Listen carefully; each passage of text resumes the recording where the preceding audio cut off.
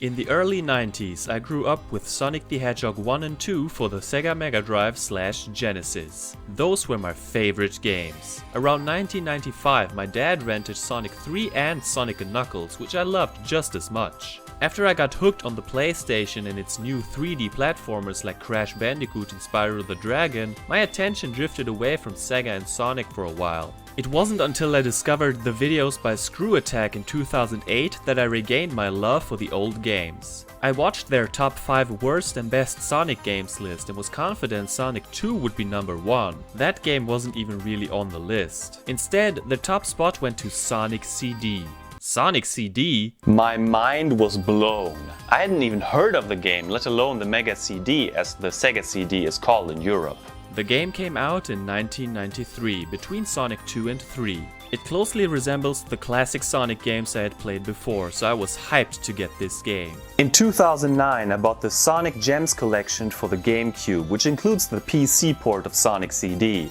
I instantly fell in love with it, and it has ranked as one of my favorite Sonic games ever since. It might even be the title I revisit the most, thanks to the 2011 remastered PS3 port by Christian Whitehead. This is the version I'll primarily focus on today. Recently I've come across more critical reviews of this game, and that makes me wonder, is this game the gem I've made it out to be, or is it indeed as flawed as many people feel? Let's take a deeper look at the only Mega CD game I have ever played.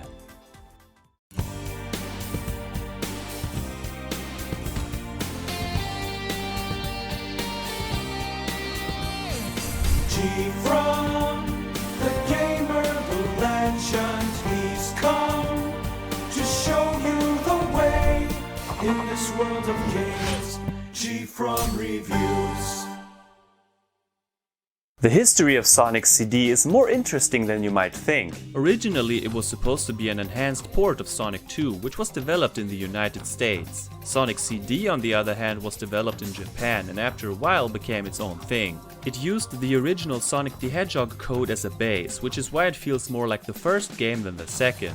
The intention was to show off the power of the Mega CD, and boy did they deliver. The game starts with an animated cutscene. Even though I'm not a fan of anime, I'm really impressed by what they pulled off. I've seen it like 1,000 times by now, but it gets me fired up to play the game every time. It's just Sonic doing what he does best and being a total badass. The plot involves a planet called Little Planet, not to be confused with Little Big Planet, which appears once every year. Great name, by the way, almost an oxymoron. Dr. Robotnik chained the planet to a mountain and, wait a minute, that has to be the longest chain in the world. Where did he get that? Anyway, he's transforming it into a fortress for his robots using 7 time stones. Who needs Chaos Emeralds, right? These stones control the flow of time. Looks like a job for that snarky blue hedgehog with red shoes to stop him. Big surprise there. Gameplay is similar to the previous titles. It's the scale of things that gets ramped up. Instead of just rescuing animals, we're trying to save an entire planet here. So naturally, we plant a flower for every robot we destroy. That's an eco-friendly message we can all learn from. Start with the hedgehog in the mirror and make that change. Smash that robot. Plant a daisy under its metal corpse. In the original Mega CD version, you could only play as Sonic. The remastered version added Tails as a playable character. No co-op though. I think it's for the best because 2 players would complicate things. The spin dash returns, but not in a great way. Remember the super spin dash in Sonic 2? Of course you do. It was a perfect method to gain speed from a standstill. In this game, however, it's very awkward. Not only does it have a weird and noticeable delay, but the animation looks cheap too. I don't know, it just feels wrong and I've never gotten used to it. To be honest, I barely even use it because of that. I'm more of a fan of the super peel out. Hold up, then jump. It looks so damn cool. Thankfully, in the PS3 version you can choose between the awkward spin dash and the one from Sonic 2, so it's all good. Tails can only use the crappy spin dash and can't do the super peel out. Instead he can fly for a little bit, which actually comes in handy. Zones are now called rounds and acts are called zones. Confused yet? It's like the old arcade era where some people called levels weird shit like waves. We're back to each round having 3 zones. I'll get there. There are 7 rounds in total. Let's just call them levels, shall we? One gameplay element makes this entry stand out from the rest of the series. In the first 2 zones of a level you find signs labeled past or future. By touching these and maintaining speed afterwards, you actually travel through time. Holy shit. So we start in the present, but what's the point of time traveling? Bear with me, because it's a bit of a puzzle. You see, if we travel to the future, we see what happens when Dr. Robotnik has taken over Little Planet. This bad future is filled with dangerous robots, and it's not a friendly environment, to put it mildly. The idea is to travel to the past first. Here you have to destroy some kind of transporter that summons the robots to these places. If you now travel to the present and then to the future, you will see that it has changed. This so-called good future is very peaceful, has no enemies at all, and is colorful like a candy store. So basically there exist 4 versions of each of the first 2 zones that not only look different, but have different level layouts as well. The third zone takes place in the future. In case you destroy the transporter in both of the first 2 zones, you get the good future. If you destroy one or less, you get the bad future. This game has 2 endings, a good and a bad. You can get the good ending by 2 different methods. Either you get the good future in every single zone, or you collect all 7 time stones. You find these in bonus stages, which are accessed by a giant ring that appears at the end of the first 2 zones if you have at least 50 rings. Just like in Sonic 1. I like this concept because it means I can fail at one thing as long as I complete the other. This way I can play this game how I like best. Additionally, you can destroy Metal Sonic projectors in the first 2 zones of every act except the last. The only thing you get for that is a bunch of animals running around in all of the time zones. Let's leave that to the completionists who have time to kill. In addition to the main quest, there's also a time attack mode, which is exactly what it sounds like. With all the basics out of the way, let's check out the levels. Palmtree Panic is a tropical level that reminds us of Green Hill or Emerald Hill Zone. It almost feels mandatory for a Sonic game to start with such a level. By this point in the series, I'm cool with that, and this stage still manages to feel fresh. There's a giant loop in the beginning. Oh my god, it's 3D! A nice little touch, but sadly there's only one more fancy 3D scene in the entire game, and it's just a few moments later. The stage is pretty straightforward. There are multiple paths you can take, but none of them are confusing, at least in the present. In the past, the level layout feels very random at places, with unexpected dead ends. The bad future is terrifying. This is what Earth will look like if we keep polluting the planet, I'm sure of it. We don't want that to happen. Good thing the transporters are easy to find. The good future is similar to the present, but even more colorful. A true paradise. This is what we want for our children, right? At the end of Act 1 we face our biggest fear. Are you ready for this? It's a girl. Get off me! This is indeed the first appearance of Amy Rose. She looks a lot different than in later games, but I actually prefer her style here. Fun fact, the American manual calls her Princess Sally, named after the character in the Sonic SatAM cartoon. That's weird.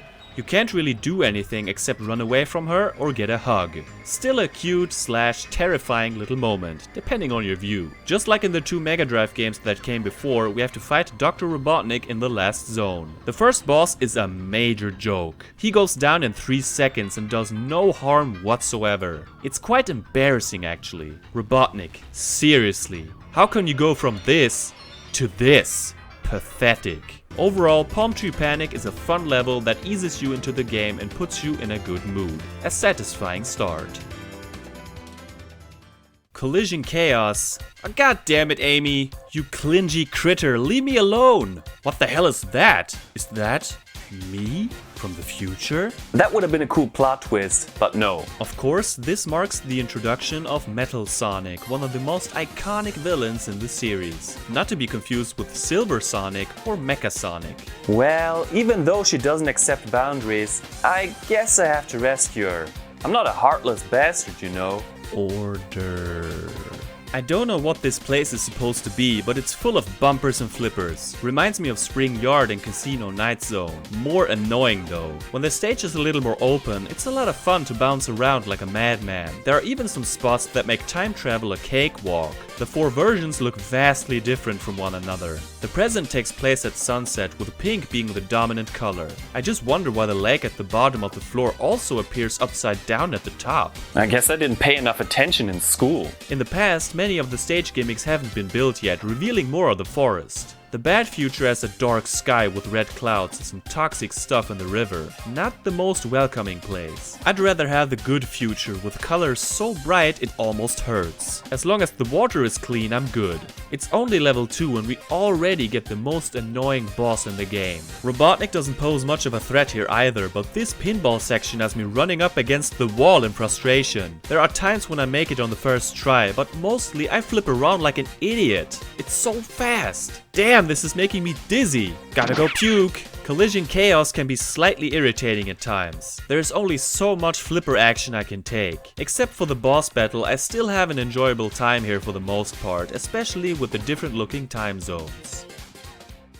Tidal Tempest is the mandatory water level which takes place in a temple. How are we going to get enough speed for time travel underwater? It's possible, but not practical. Naturally, it reminds me of Labyrinth Zone, but it's prettier. The drowning countdown doesn't give me a heart attack like in previous games, thank God. Progress is slow and finding the machine will test your patience. There are several pipes that we can use for transportation. In the past, this place is still a cave and the water level is lower. If Robotnik succeeds with this plan, it turns into a run-down factory. We don't want that to happen. In the good future, it's an aquarium with a bunch of plants and popping colors. Both futures have a higher water level than in the present. In Zone 3 we chase Robotnik through a maze. The boss fight itself reminds me of Metropolis Zone, just way easier. I mean, Robotnik is using bubbles for protection, for crying out loud. Bubbles! Against a fucking hedgehog! Are you even a real doctor? What I like about Tidal Tempest is that each time zone offers unique elements and it feels like a story is being told here. I appreciate small details like wires breaking when letting go of them. The problem is that it's not that fun to play. This series has some great water levels, but I don't consider this to be one of them. It's not my least favorite stage of the game, but probably the most forgettable one. Quartz Quadrant has a visual resemblance to Mystic Cave Zone, but that's about all they have in common. The main gimmick are conveyor belts, which make up a large part of the level. You can use switches to change the direction of these belts. It's a nice way to get speed for time travel and you can do some cool tricks. This place looks really peaceful in the past with a large lake in the background. In the bad future, Robotnik once again turned the place into a mechanical nightmare filled with lava. In the good future, we see a healthy mix of futuristic buildings and nature. Gotta love sensible urban planning. Even the boss uses the stage gimmick to its full effect. Sonic runs on the conveyor belt, slowly destroying Robotnik's machine bit by bit. It's super easy and even his spiked balls don't pose much of a threat. Quartz Quadrant is one of the most fun levels and probably the most straightforward. After the slow stage that came before, this feels like I'm doing 90 on the freeway. Dare me to drive?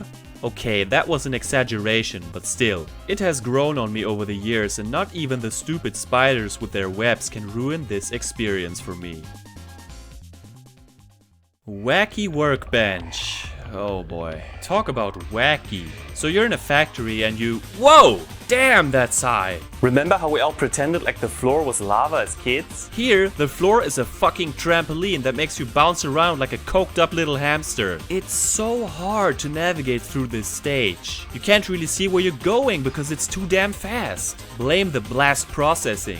That in itself is bad enough, but often you land on high platforms that don't lead anywhere. So you have to make your way down only to bounce right back up again. To make it even worse, there are hazards that freeze you into a block of ice. Worst of all of these electrical... I don't know what they are, but they hurt. Oh my god, it's such a pain in the butt. They literally zap your ass. Just getting to the finish line is a fucking science project, but have you tried time travel here? Oh, it's horrible! There are certain spots where it works quite well actually, but you have to find them first, which is easier said than done in a stage this disorienting. In the past, this place is still under construction. I wish I could stop them from doing it. Check this shit out. In order to get to the transporter, you have to let this thing crush you. I found this out by pure accident. The factory seems abandoned in the bad future and it's even more dangerous. In the good future, they've created a safe work environment. For the most part. I like this cool little vehicle we get to ride on for 2 seconds. There is a fun secret in a small room which can only be accessed in 2 time periods. In the past, a stone angel gives us a bunch of rings. In the bad future, it's a statue of Robotnik which can be destroyed. This will trigger some bombs. I didn't remember where this room is, so I actually got a time over looking for it. I feel like an imbecile with Robotnik laughing at me. The boss is easy again, but I like the fight nonetheless. You have to step on one of the blocks which then bounces up so you can hit him. Do this 3 times and the stage is over. As you can guess by now, I hate Wacky Workbench. It's one of the worst stages in this series and it makes me sick to just think about it. There are some elements I like, but for 99% of the time I'm frustrated, confused, disoriented and most of all, bored. Such terrible level layout should be forbidden. Stardust Speedway is where it's at. Reminds me of Starlight Zone. It has speed in its name and speed is what you're gonna get. In contrast to most other stages in this game, this level encourages high velocities and boy is it fun. Time travel has never been this easy. It gets so crazy at times it's hard to keep up. Like, seriously, what's going on here? Where did I come from? Where does time begin and my body end? You could argue that the game is playing itself sometimes, but I don't care. I get a huge kick out of these sections and wouldn't trade them for anything in the world. Except maybe a life supply of red ale. My favorite type of beer. Anyway, visually it's the most stunning stage. In the present we get a big ass city under the night sky. The past showcases some ancient architecture and the nature hasn't disappeared yet. Robotnik turns this place into a polluted mess in the bad future, terrible weather included. I love the sky with its dramatic red clouds. It feels like the world is on fire with nothing nice left to give life any sort of meaning. In the good future on the other hand, it has been turned into an amusement park. And that is the meaning of life. Disney told me so. With no enemies present, you can just enjoy your existence to the fullest. Except for the occasional spike hurting your butt. The boss fight is truly iconic. It's a race against Metal Sonic while being chased by Robotnik. If he catches up with you, it's instant death. Trying to keep up with Metal Sonic while jumping over spikes can be difficult at first. It's a matter of finding the right rhythm and going with the flow. With a bit of practice, this race can be easily won. Metal Sonic is destroyed and Robotnik can't get in here. Life is good. Oh wait, I forgot about Amy. Alright, I guess I'll save her. Leave me alone. I have a restraining order somewhere around here. Alright, fine. Have it your way. Fuck personal space, am I right? I love how Sonic is tapping his foot impatiently. Stardust Speedway is a fan favorite and for good reason. In my eyes, it's one of the best chapters in the long lineage of Sonic games, as it has everything that makes this series so unique. I even like the small touches like the statue of Robotnik in the bad future that is still being built in the present and completely gone in the good future. The boss fight makes it even better and is my personal highlight of the game.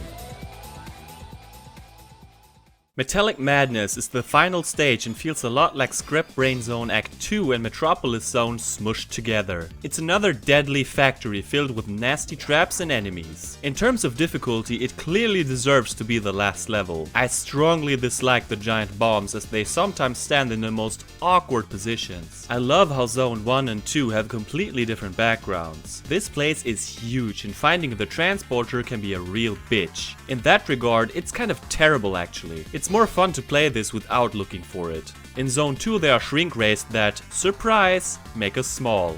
Ah, look at cute little Sonic. And Tails, oh my god, he's adorable. In this stage you can jump higher and of course fit through tight spaces. This right here is the worst part. It's so slow and not challenging in the slightest. Like, come on, let's get this over with. The placement of some of the hazards is so damn cheap. In the past, the place is still unfinished. Just like Wacky Workbench, the factory with its broken machines seems abandoned in the bad future. In the good future, it's a lot more friendly with a bunch of plants in the background and a way more inviting color scheme. This part right here reminds me a little bit of Super Mario Land 2, just with lasers instead of mustaches. The final boss, much like most other bosses in this game, is a joke in terms of difficulty. He poses no threat at all and would pass as a regular boss in just about any other Sonic game. At the end, the whole place blows up and Amy, Seriously, I thought we settled the whole toxic relationship thing. Metallic Madness is a decent stage, but it sure is irritating at times. I enjoy the part as Mini Sonic, and playing the stage like any other Sonic stage without looking for transporters isn't too bad. Still, it's not really a part I look forward to. Hey, you're still here! I hope you liked this video so far. If you do, please consider leaving a like and subscribing to my geeky channel. It helps out a lot. Thanks. Before we talk about the endings, we should take a look at the special stages. Much like in Sonic 2, they attempted a pseudo 3-dimensional look. This time, however, we're not limited to moving left or right along a set path, but can move around freely. It's a bit weird at first, but easy to learn. In order to get a time stone, you have to destroy 6 UFOs. You start with a time limit of 100 seconds. Sonic doesn't stop, so you have to turn left or right and jump. Touching grassy areas slows you down, and water depletes your time faster. You get power-ups by destroying saucers, like more rings or speed shoes. If time gets below 20 seconds, a blue UFO appears. This one does not count as one of the 6 UFOs you have to destroy, but instead gives you more time. There are a bunch of obstacles on the floor, like bumpers, spring blocks, dash zones, fans that make you hover, and blocks that hurt you. Personally, I love the special stages and would even call them my favorite of the classic Sonic era. But yeah, I do remember how frustrating they were in the beginning. The hardest thing by far is to judge the distance between you and the UFO. Like, you have to know the exact distance or else you will under or overshoot your jump.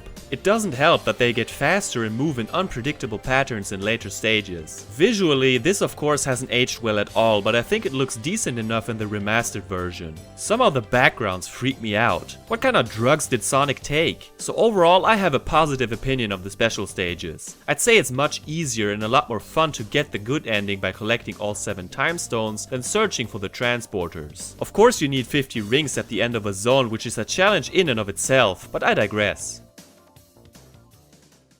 There are 2 animated endings. If you fail to get all time stones or destroy all transporters, you get the bad ending. Robotnik takes off with the time stones and Sonic throws a rock at him. Don't mess with Sonic, man. Little Planet reappears and you have to try again. The good ending shows the planet disappearing and some flowers complimenting you for how cool you are. No, you're too cool.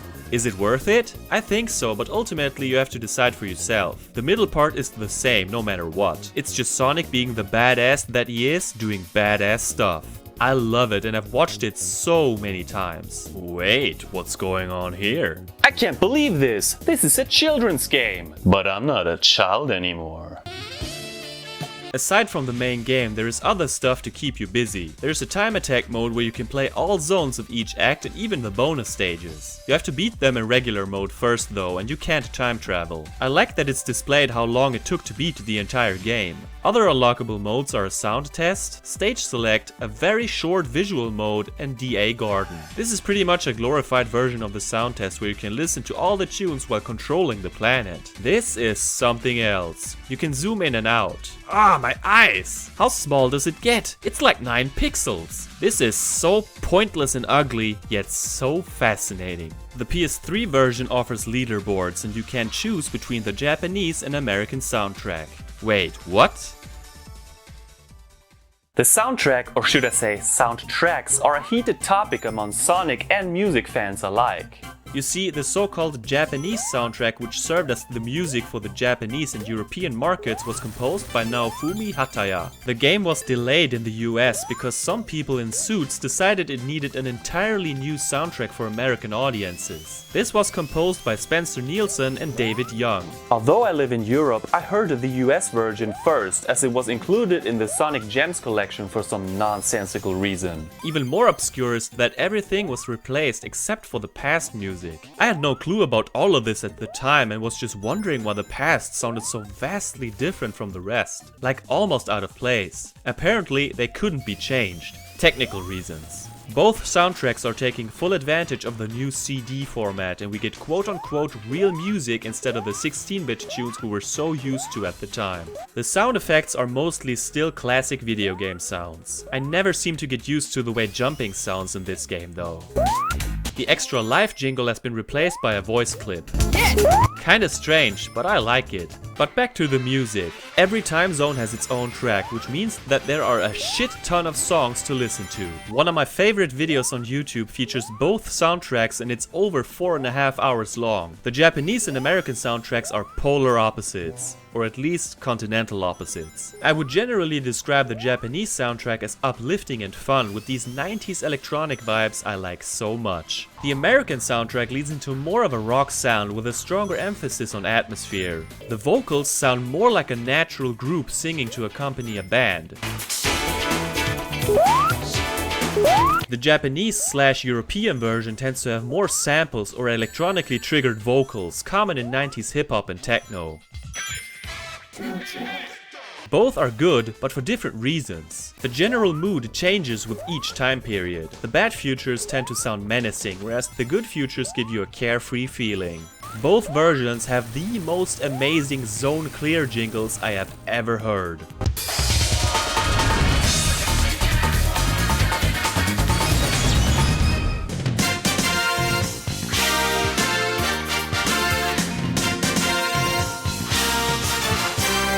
I wish the American version would play every time I accomplished something, no matter how mundane.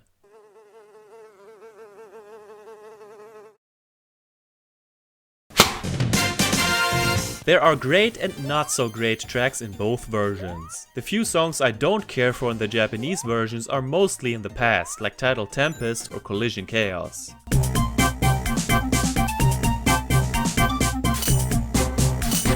The US version has a few more tracks I don't consider top tier, my least favorite songs being the ones in Metallic Madness. I just find all three of them to be very underwhelming, especially for the last stage. The P-Mix of Metallic Madness is a remake of the Game Gear Sonic 2 boss theme.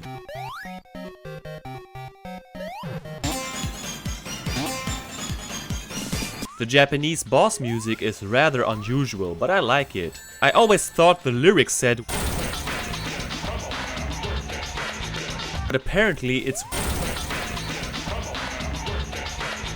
I have so many questions. While that version is kind of fun, the US counterpart is almost scary in comparison. It fits a little better, but I like both. Comparing each track would be its own video, so how about we listen to my favorite songs? Let's start with my top 10 songs from the Japanese version. This could easily have been a top 20 because there are so many great songs. Number 10. Oh, this one is wacky alright. When I hear this funky track, I can't sit still. I get a little hyper. That makes sense for such a crazy stage.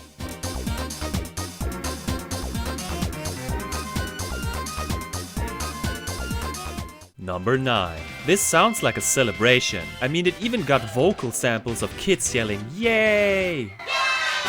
Follow their advice, forget about all your worries, enjoy life for a moment and party like there's no tomorrow.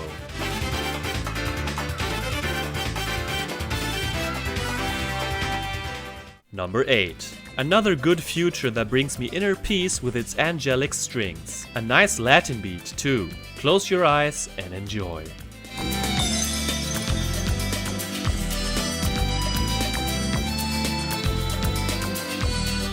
Number 7.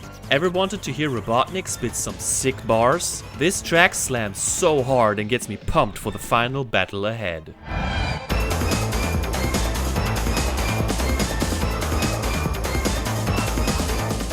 Number 6. Back when I played this on Sonic Gems Collection, this was my absolute favorite track. I even uploaded an extended version of this in 2010 and to this day it's my most watched video by far with over 50,000 views. The stretched out vocals are very unique and that piano is simply beautiful.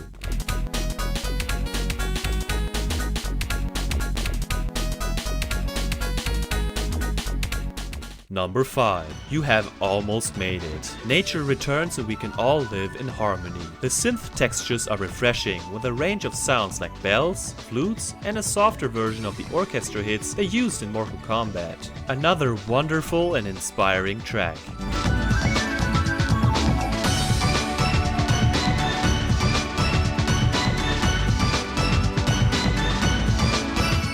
Number 4. Damn, this intro kicks ass. With or without vocals, it gets you revved up and motivated with its amazing guitar riffs to play the game and defeat that evil scientist with the creepy mustache. Did you know this track is based on Green Hill's Zone from 8-bit Sonic 2?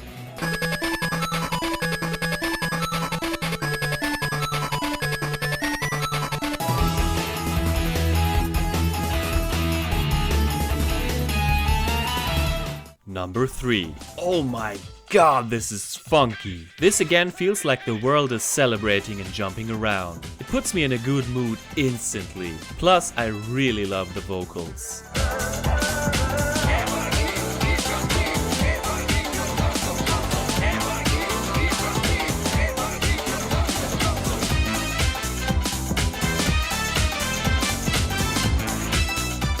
Number 2. I'm at a loss for words. It's just perfection from beginning to end and keeps getting better and better. Fascinatingly good stuff.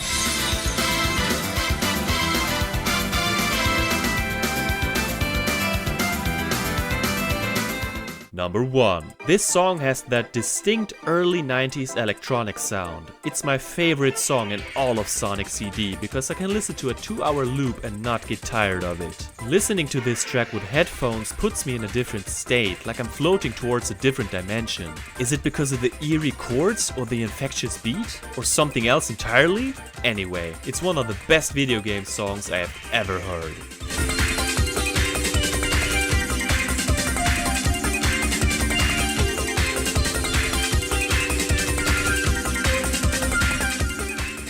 With the Japanese soundtrack out of the way, let's check out my top 10 songs from the US version.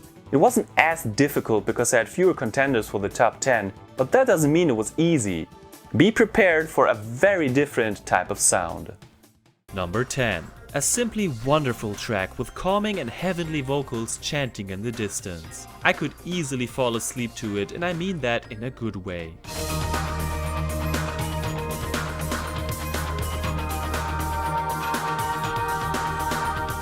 Number 9. Tidal Tempest's best track is hip-hop inspired and offers a groovy bass line, kind of like old school beats. Who would have thought that jazzy vocals would match the atmosphere of a water stage? It works somehow.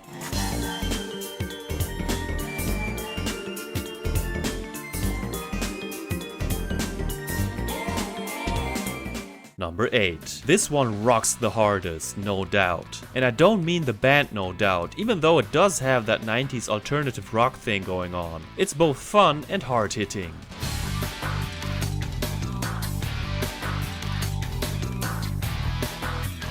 Number 7. Another fun track with amazing vocal rhythms and a funky guitar. It makes this nerve-wracking stage a little more bearable.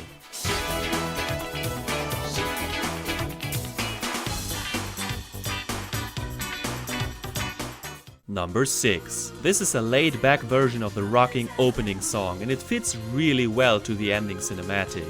For a long time I even preferred this version. It's a classic in its own right.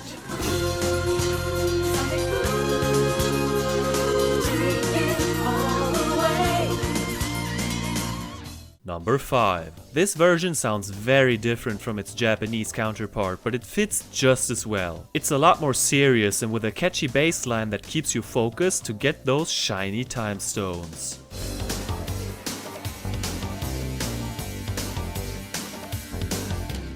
Number 4. I can't stop praising the vocals. The female vocal group blends perfectly with the groovy rock sound and its badass electric guitar.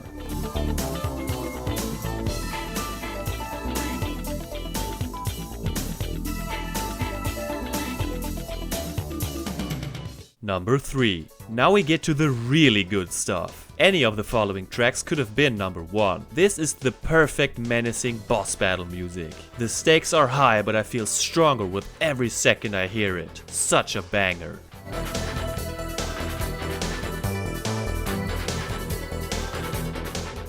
Number 2. While I love the Japanese intro, I have a soft spot for Sonic Boom. I adore the guitar and it's just a really great song with a memorable chorus. Goes along so well with the animated video. It might be my favorite song with vocals in the entire series. I get goosebumps every time I hear it.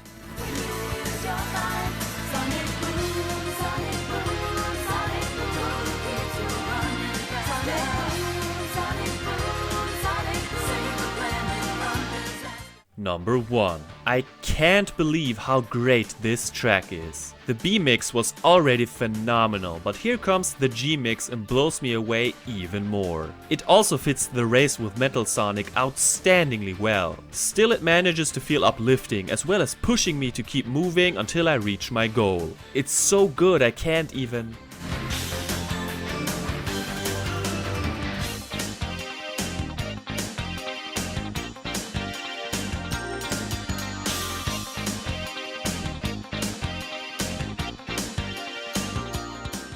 Let's wrap this up. Sonic the Hedgehog CD is very difficult to talk about. On one hand, it's a game that I enjoy immensely. I love the time travel concept and having 4 versions of each stage. That makes it stand out, and every playthrough is a little different. Visually, it's the best looking entry up to this point, and the environments really help to tell the story. We don't need narration, but instead get worried when we see a dystopian future and then feel relieved when we have made it better. The animated videos add a lot of charm and are truly something special. In modern Sonic games, I find him to be kind of a douche when he speaks at times. Here, Sonic doesn't need words to show us how cool he is. It's refreshing. Time Attack is a nice addition and unlocking stuff is always fun. The gameplay itself is controversial and I understand both sides. While I love the visuals of pretty much every stage, the layout itself is all over the place. Roads that lead to nowhere, obstacles that are just there for the hell of it. Sometimes I feel someone just used a level randomizer and left it that way without changing anything. Either that or they let kindergarten kids that were hopped up on sugar design the levels. Like I've stated before, playing Sonic CD like a regular Sonic game will give a fairly streamlined experience as you move through the levels. It's when you explore and look for the transporters that most people lose their patience. I do too sometimes. I just don't think the level design complements this task that well. It's nice that there are 2 ways to get the good ending, so this is completely optional. I feel I get more out of the game when I try to find everything, so I don't hate it. Nonetheless, I detest Wacky Workbench. That stage can go to hell. Tidal Tempest and Metallic Madness aren't amazing for me either, but at least they are playable. Palmtree Panic and Collision Chaos are definitely above average. My favorite stages are Quartz Quadrant and of course Stardust Speedway. I don't think Sonic games have to be fast all the time, but this game is at its most fun when we get to run at mind-numbing speeds. At its core, it's more like Sonic 1 as opposed to Sonic 2, platform heavy. And that's where another problem kicks in. While I love the concept of time travel, the execution unfortunately is rather horrible. It can be so difficult to gather enough speed long enough to activate time travel. If you mess up, you have to search for another pole, but they're rare. So unless you know the best spots, this is just a major pain in the ass. Challenging, yes, but oh so frustrating. There could have been a more user-friendly way to incorporate this feature. I like that some of the boss fights are creative, but they're all very easy and not challenging. Except the second boss, which is challenging for the wrong reasons. On the bright side, there are so many small details that I absolutely adore. Did you know Sonic just leaves the screen if you let him stand for 3 minutes? I'm out of here! Now that's a busy hedgehog. I get kind of tired of the debate as to whether the Japanese soundtrack is superior to the American one. Yes, I prefer the Japanese soundtrack overall, but the American version has a lot of bangers as well. I can see people getting upset about this topic way back in the day. Today, however, we have the choice to pick the soundtrack we want to hear, and you can listen to all of the songs on YouTube pretty much whenever you want. Can't we just appreciate that we have so much music to choose from with 2 full soundtracks in our hands? Speaking of time travel, those 90s teenagers would think we ended up in the good version of the future. Well, in terms of game soundtracks, if nothing else. I like to switch it up as I like both for different reasons. Overall, this is one of my favorite soundtracks of all time, easily in my top 5, and I listen to it regularly. Of the Sonic soundtracks, it's my personal number 2, which is quite an accomplishment. So, where do I rank this game? There have been days where I thought of this game as one of my favorite games in the series. Now I think that might have been largely due to the supreme soundtrack. My opinion of this game changes from time to time, which makes this ranking very hard. With all that in mind, of the games I've reviewed so far, I rank it at number 3, just below the original Sonic. This could change in the future, but as of now, I feel comfortable with this list. CD is just too inconsistent to be any higher. With the announcement of Sonic Origins, the PS3 version has sadly been delisted. Origins was released just just a few weeks ago for various platforms and includes a bunch of classic remastered Sonic games. I can't guarantee you will have a great time, but I'd say you should at least give this game a shot. At least do me a favor and give the soundtrack a thorough listen. You won't regret it. I feel so nostalgic towards this game, even though I never played it as a kid. Despite all of the criticism, Sonic CD has given me hours upon hours of entertainment, and I know I will come back to it many more times. After all, a game doesn't have to be perfect to be truly special. Hey everyone, this is GFrom. Thank you so much for watching episode 7 of season 2. Feel free to rate, comment, subscribe and follow me on Instagram. I'll see you later. Have a nice day.